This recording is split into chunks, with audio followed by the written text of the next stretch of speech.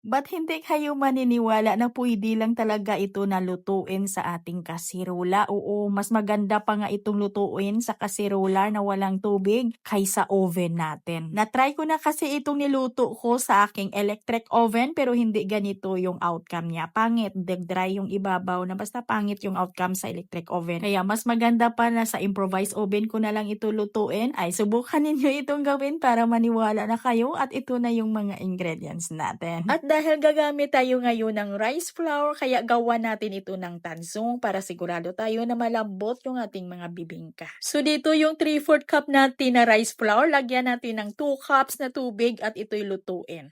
At diretso lang natin yang haluin hanggang sa lumapot yan. At pag ganito na yung ating tanzong, ay ilagay natin sa ating mixing bowl. Bali ito yung sabi ko sa inyo na ibahin natin yung procedure natin dito para naman hindi tayo mahirapan sa pagpino ng ating tanzong. Kaya habang mainit pa yung tansong natin, ay ilagay ko na yan sa mixing bowl at lagyan ko agad ng 1 in 1/2 cup na white sugar at haluin ko yan agad para madurog yung tanzong. At dito na maglagay na ako ng vanilla extract ng mga half tablespoon at half tablespoon ng yeast. At sa 3 cups na gata na ilagay natin dito ay maglagay lang muna ako ng 2 cups lang muna. At haluin ko lang ito ng mabuti para halos matunaw yung asukal at asin at yung yeast natin. At lagyan ko ito ng 500 grams ng rice flour. Bali 500 grams talaga yung gagawin natin na rice mixture, wala itong bawas. Iba ho yung ginawa natin na tanzong, bali separate po ho yun. Bali hindi tayo dito kukuha ng 3/4 cup dito sa 500 grams para gawin ng tanzong,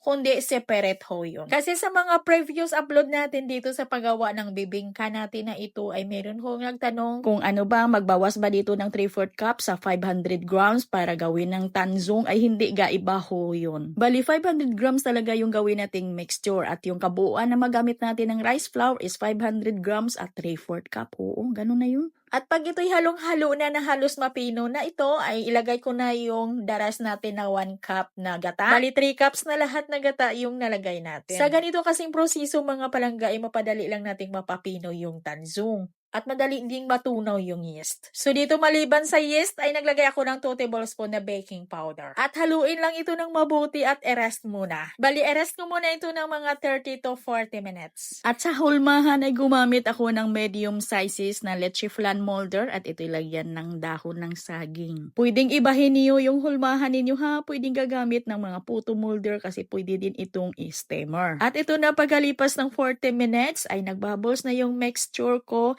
At i-remove ko lang yung mga bubbles bago ko ito ilagay sa mga hulmahan. At gaya ng sabi ko kanina mga guy, pwede talaga na lutuin ninyo ito sa steamer ha. Kung ayaw nyo itong lutuin sa ganitong proseso natin na ito'y niluto sa ating kasirola na walang tubig. At mainit na yung kasirola ko ng mga 5 minutes bago ko ito nilagay yung mixture. At sa unang salang ko dito ay malakas yung apoy ko dito. At sa loob ng mga 10 minutes ay ito'y tiningnan ko lang. At ito naga sa loob ng 20 minuto sa malakas na apoy ng kalan ay medyo malapit nang na golden brown yung ibabaw kaya pinahinaan ko na yung apoy ng kalan na sa medium na lang.